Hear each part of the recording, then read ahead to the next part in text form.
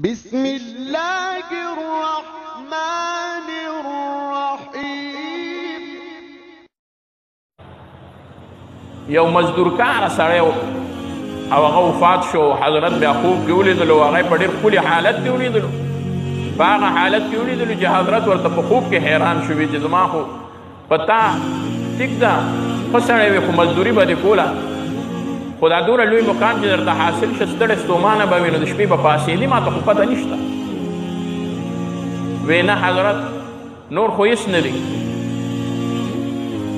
خو چې کله به شپه شوه او زه به ستړی وم او زه به په کټ کې پرېوتم او تا ته به کور کې کته ځای نه او ته به بره راوختې چې په چت باندې به تهجد کول نو د سپوږمۍ په رڼا باندې به ما ته صحیح کړي یا به مې هسې درله سورې صحیح کړو.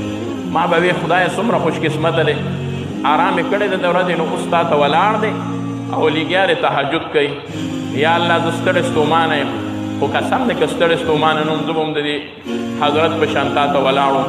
وی الله رب العزت راته وفرمایل چې تا دغه ارمان کړی دا ارمان دی ما ته معلوم دی او دوه عمله دي.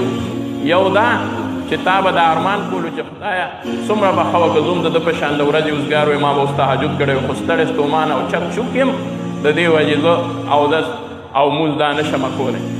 او دویم مې په دې باندې چې تا به کله مو پلک راواغستو او اوسپنې به دې ټکولې هغه ګرمې نو ستا یو عمل ما ته دومره محبوب شو چې یو ځل د مؤذن اذان او چې څنګه مؤذن اذان شروع کړه والله اکبر وي او تا هغه پلک شاته وړی نو تا هغه په شا وغورځو وې مخکې راتلو کې مطلب دا دی چې دا د الله د حکم خلاف ورزي ده هغه دې په شا وغورځو. زما دا دواړه عمله ستا ما ته دومره محبوب شو چې نور تپوس نه کوم سیده جنت ته زما ته بخلی.